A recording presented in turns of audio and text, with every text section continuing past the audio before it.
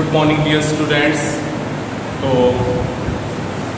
अगर genetic code की बात करें तो जेनेटिक कोड जो है, एक फिजिसिस्ट थे फिजिक्स के, जॉर्ज गैमो। क्या नाम था? जॉर्ज गैमो।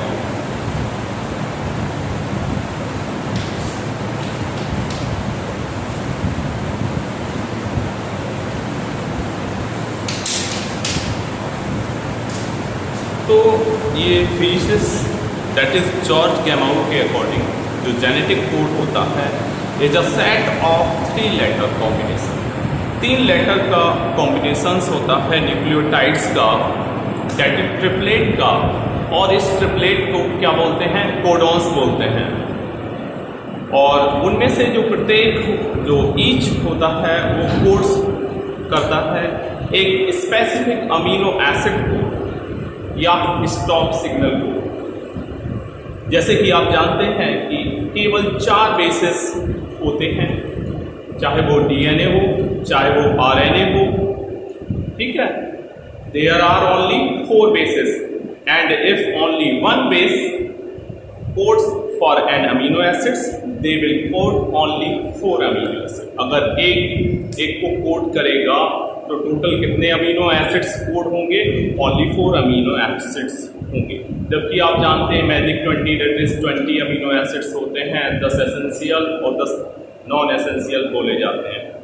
अगर एक अमीनो एसिड अगर डबलेट हो तो there will be 16 possible combinations, so they will code for only 16 amino acid. अगर डबलेट कर लें तो क्या होगा? केवल 16 अमीनो एसिड्स को कोड करेंगे।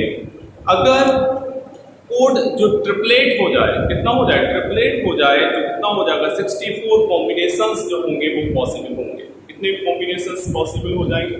64 combinations are possible. This will cover all 20 amino acids, और ये जो सभी जो 20 अमीनो एसिड्स हैं उनको कोड कर लेंगे। डॉक्टर हरगोविंद खुराना का नाम सुना होगा आपने। उन्होंने सिंथेसाइज किया था आरएनए मॉलिक्यूल्स को, और उन्होंने 3 repeating units with defined combinations of basis जिन्हें होमोपॉलीमर्स एंड कोपॉलीमर्स कहा गया, उनके द्वारा किया। खुराना जो थे वो ऐसे फर्स्ट साइंटिस्ट थे जिन्होंने किसी ओलिगो न्यूक्लियोटाइड को सिंथेसाइज किया था। समझ रहे हो ना कि अगर हम कहें कि जो सिंथेटिकली अगर सिंथेसाइज किसी ने किया तो पहले ऐसे साइंटिस्ट कौन थे? डॉक्टर हरगोविंद खुराना, ठीक है।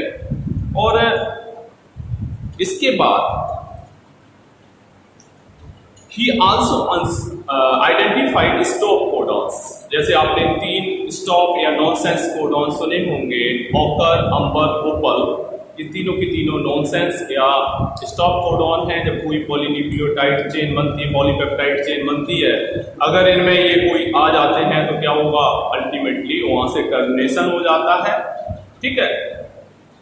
इसके अलावा मार्सेल नीरेनबर्ग, एक नाम था मार्सेल नीरेनबर्ग। मार्सेल नीरेनबर्ग, इनके नाम याद मार्सेल नीरेनबर्ग और गोविंद खुराना। तो ये जो मार्सेल नीरेनबर्ग थे उन्होंने डेवलप किया सेल फ्री सिस्टम, एक सेल फ्री सिस्टम को डेवलप किया। किसके लिए सेल फ्री सिस्टम डेवलप किया? टू सिंथेसाइज प्रोटीन्स को सिंथेसाइज करने के लिए बाय एडिंग पॉलीयूरेसिल, और उसमें ऐड क्या किया? पॉलीयूरेसिल आरएनए को इस सिस्टम में ऐड किया। इससे प्रूव्ड हुआ कि जेनेटिक कोड जो होता है वो कैसा होता है? ट्रिपलेट। अगर आपसे कहे कि अगर एक्सपेरिमेंटली प्रूवन किसने किया तो नाम था मार्सेल नीरेनबर्ग। ध्यान रखना मार्सेल नीरेनबर्ग का नाम। इसके अलावा एक सर्वो ओका थे, नाम ध्यान रखना क्या, सर्वो ओकोआ। ये जो सर्वो ओकोआ की डिस्कवरी इन्होंने एंजाइम की थी, एक पॉलीन्यूक्लियोटाइड फॉस्फोरिलेज एंजाइम को डिस्कवर किया, जिससे हेल्प मिली सिंथेसाइजिंग करने के लिए आरएनए टेम्पलेट इंडिपेंडेंट मैनर में। इसके अलावा फाइनली चेकरबोर्ड जो है for genetic code was prepared as given below. Camera तो सेट है, पता नहीं क्या हो सकता है, सनशाइन पर पड़ रही हो इस वजह से लग रहा हो। ये देखो आपकी बुक में बना होगा, इसको देख लो, ठीक है। इसमें क्या बनाया गया, एक चेकर बोर्ड बनाया गया है, और उस चेकर बोर्ड में देखो 4 ये होते हैं, नाइट्रोजनस बेस जो है वो 4 है, यूरेसिल, साइटोसिन, एडेनिन, गुआनिन, उसी के रेस्पेक्टिव ये 64 कोडॉन्स बन जाएंगे। जैसे यहाँ तक तो हमने बना दिया, ये बन गया इसके लिए, ठीक है।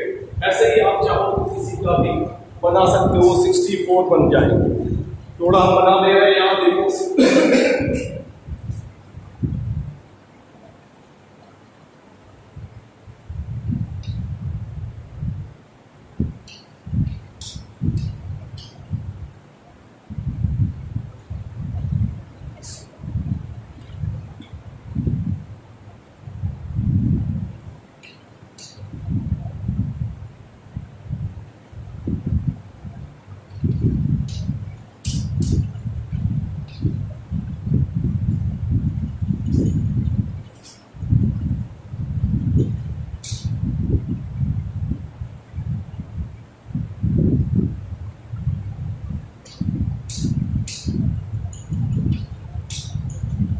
ऐसे ये बड़े आसान से समझ सकते हैं। इसके बाद में तो ये सी के रेस्पेक्ट में सी होगा, फिर ये सी हो जाएगा, ठीक है, फिर हो जाएगा सी ए सेकंड में,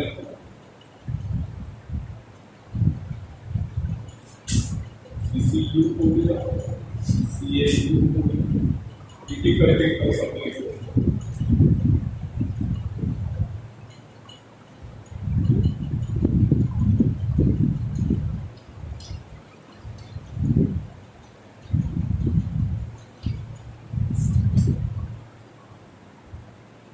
इनको आप कंप्लीट कर लेना, ठीक है।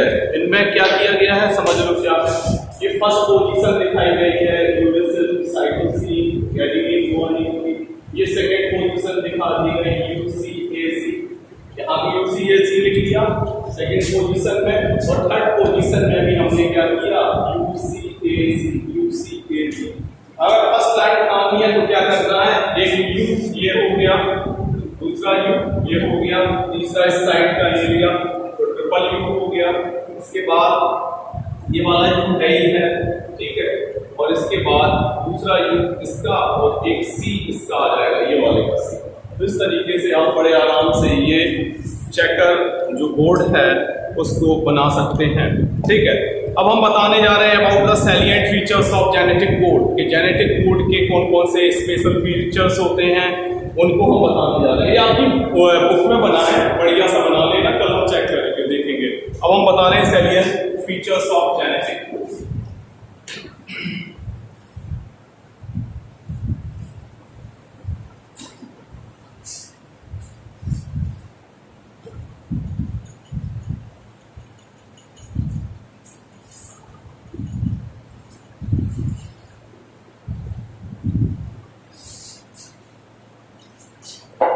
Salient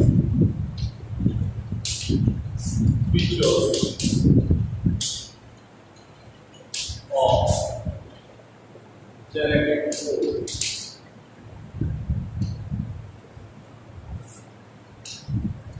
जेनेटिक कोड के जो इंपॉर्टेंट फीचर्स हैं, मेन फीचर्स हैं, वो कौन कौन से हैं। पहला है the codon is triplet.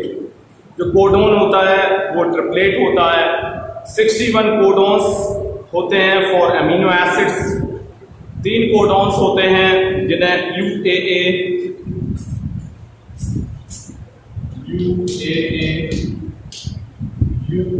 UGC, ठीक है, और कौन से हो गए UAA, UGA और UAG।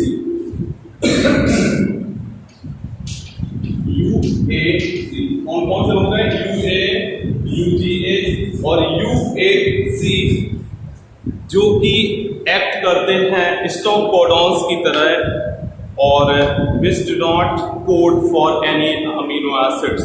जिनको हम बोल सकते हैं, इन तीनों को बोल सकते हैं, क्या नाम दे देंगे, ये सबके सब हैं स्टॉप कोडॉन। तो 61 जो है वो तो होते ही है, इसके अलावा 61 जो हो गए वो तो कोड करेंगे, ठीक है, 61 कोडॉन्स तो अमीनो एसिड्स को कोड करेंगे।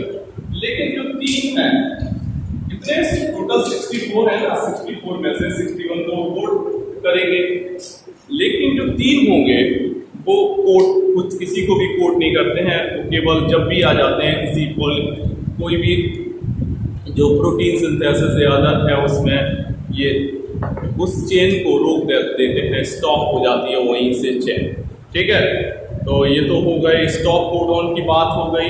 अब इसके बाद देखो अगला, एक जो कोडॉन होता है कोड्स करता है केवल एक amino acid, 1 codon codes only 1 amino acid. इसलिए होता क्या है, इसलिए it is unambiguous and specific, इसलिए ये अनएम्बिगियस होता है एंड स्पेसिफिक होता है।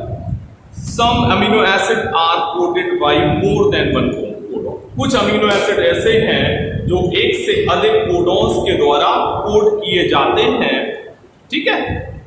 इसलिए कोड इज डिजेनरेटिव, इसलिए हम कह सकते हैं कोड जो है, कोडॉन जो है वो डिजेनरेटिव होता है। The code is read in mRNA in a contiguous fashion। जो कोड होता है उसे mRNA में contiguous fashion में रीड किया जा सकता है। There is no punctuations, ऐसा नहीं है कि उसमें आप सीधा सीधा लिखोगे, जैसे UAA तो यहाँ कोई भी पंक्चुएशन नहीं होती, सीधा सीधा लिखेंगे। एक तो ये फीचर हो गया। इसके अलावा जो कोडॉन होता है, कोडॉन इज नियरली यूनिवर्सल। जो कोडॉन होता है वो लगभग यूनिवर्सल होता है। फॉर एग्जाम्पल के फॉर्म में देखें, बैक्टीरिया जो होता है, बैक्टीरिया से लेके ह्यूमन तक you would code for phenylalanine। जैसे हम ये कोडॉन की बात करें, ठीक है, ये चाहे बैक्टीरिया हो, बैक्टीरिया जानते हैं सबसे प्रिमिटिव होते हैं और हम लोग सबसे एडवांस होते हैं, लेकिन ये चाहे वो बैक्टीरिया हो चाहे वो ह्यूमन बींग्स हो, इसको कोड करेगा PHE यानी कि फिनाइलएलानिन, फिनाइलएलानिन को ही कोड करेगा। क्या लिखा हमने, फिनाइलएलानिन PHE, ठीक है। सम एक्सेप्शंस भी हैं, कुछ एक्सेप्शंस भी इस रूल के हैं। माइटोकॉन्ड्रियल कोडॉन्स के साथ साथ कुछ प्रोटोजोआन्स ऐसे हैं जो कि एक्सेप्शन हो सकते हैं। यहां देखो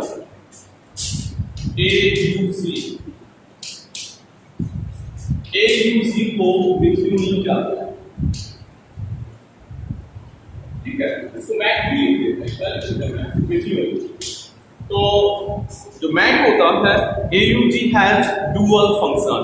AUG का क्या है, डुअल फंक्शन है। ये कोड करता है मिथ्योनिन को और साथ ही साथ it also acts as initiator codon. देखो AUG की बात कर रहे थे, तो AUG का काम क्या है, ये मिथ्योनिन को कोड करेगा, साथ ही साथ ये इनिशिएशन भी करेगा। ये क्या है, इनिशिएटर कोडॉन के फॉर्म में भी काम करेगा। इसे इसलिए हम कह सकते हैं AUG has dual nature। ये जो AUG है उसमें उसका क्या है, it has the dual nature. इसका नेचर कैसा है, डुअल नेचर है, मींस ये कोड भी करेगा मिथियोनिन को एज वेल एज ये इनिशिएशन कोडॉन का भी काम करेगा। बात करेंगे म्यूटेशंस एंड जेनेटिक कोड की, ठीक है।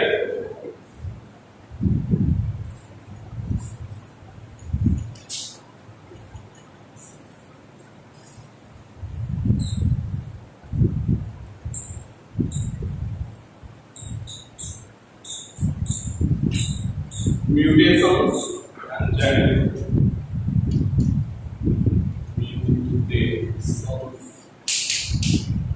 and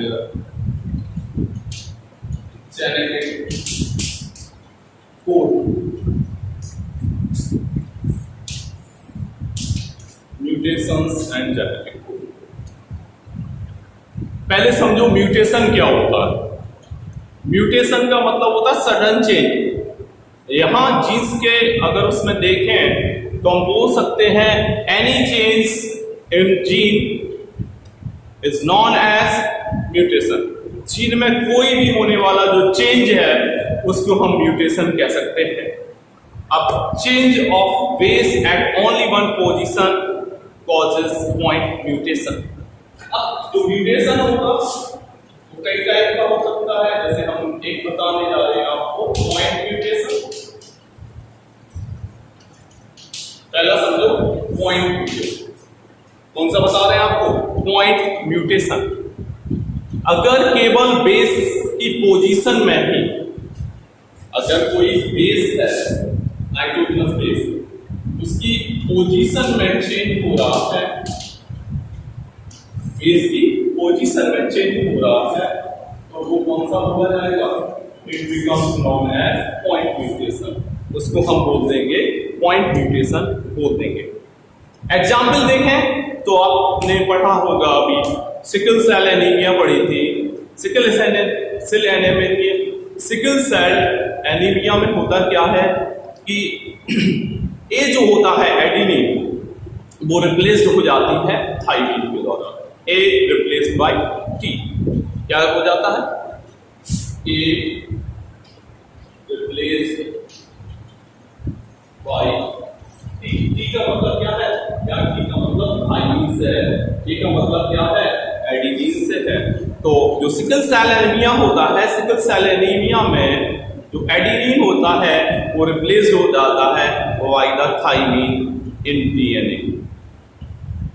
इसके परिणाम स्वरूप एज अ रिजल्ट इसका ये होता है कि अमीनो एसिड जो ग्लूटामीन होता है वो रिप्लेस्ड हो जाता है बाय वैलिन। क्या होता है, ग्लूटामीन इज रिप्लेस्ड बाय